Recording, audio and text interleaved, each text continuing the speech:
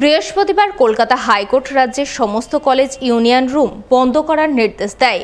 আর সেই নির্দেশ মেনে শুক্রবার ইউনিয়ন রুম বন্ধের ছবি নজরে এলো মালদার গৌড়বঙ্গ বিশ্ববিদ্যালয়ের অধীনস্থ চাঁচল কলেজে। কলেজের পক্ষ থেকে এদিন ইউনিয়ন রুমে তালা ঝুলিয়ে দেওয়া হয়।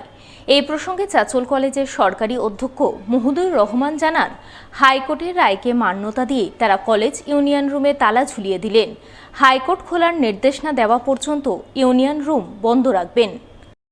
প্রত্যেকটি বিশ্ববিদ্যালয়ের আন্ডারে যে কলেজগুলো রয়েছে সেখানে ইউনিয়ন রুমে তালা মারতে বলেছে আর কি।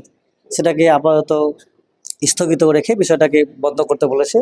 আমাদের গৌড়বঙ্গ বিশ্ববিদ্যালয়ের অধীন চাঁচল কলেজ কর্তৃপক্ষ আমরাও কিন্তু ইতিমধ্যেই সেই ব্যবস্থা নিয়েছি এবং হাইকোর্টের নির্দেশ আমরা কার্যকর করেছি। আপাতত যতদিন না হাইকোর্ট নির্দেশ দিচ্ছে যে ইউনিয়ন খোলার জন্য, ততদিন পর্যন্ত এভাবেই থাকবে আর কি। আমরা হাইকোর্টের নির্দেশকে অক্ষরে অক্ষরে পালন করার চেষ্টা করব। মালদার চাঁচল ২ নম্বর ব্লকের মালতীপুর গ্রামীণ হাসপাতালের চিকিৎসা পরিষেবা ও বেহাল পরিকাঠামোর প্রতিবাদে সরব হলেন রোগীর পরিবারবর্গ সহ এলাকার সাধারণ মানুষজন। বিক্ষোভ দেখালেন হাসপাতাল চত্বরে। ঘটনায় একগুচ্ছ অভিযোগ তুলে একরাশ ক্ষোভ উগরে দিলেন বিক্ষোভকারীরা।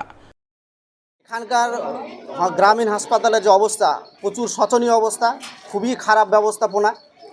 পেশেন্ট পার্টির মানুষজনের দিক থেকে আমাদের কাছে একাধিকবার অভিযোগ আসছে যে এখানকার হসপিটালে ভালো চিকিৎসা হচ্ছে না। এই হসপিটালে ডাক্তারবাবুরা 3 টাইম পেশেন্টকে ঠিক মতন দেখছেন না।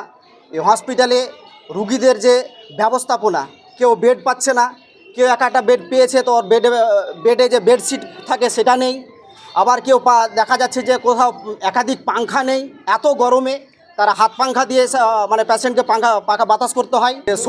শৌচালয় একদম 100% একটাও শৌচালয়ের ব্যবস্থাপনা ভালো ঠিকঠাক নাই। আমি যা নিজে গিয়ে দেখলাম কি অসুবিধাটা ভুগছে এখানে মানুষ পেশেন্টকে নিয়ে, তো এটা মানে বোঝাই খুব মুশকিল।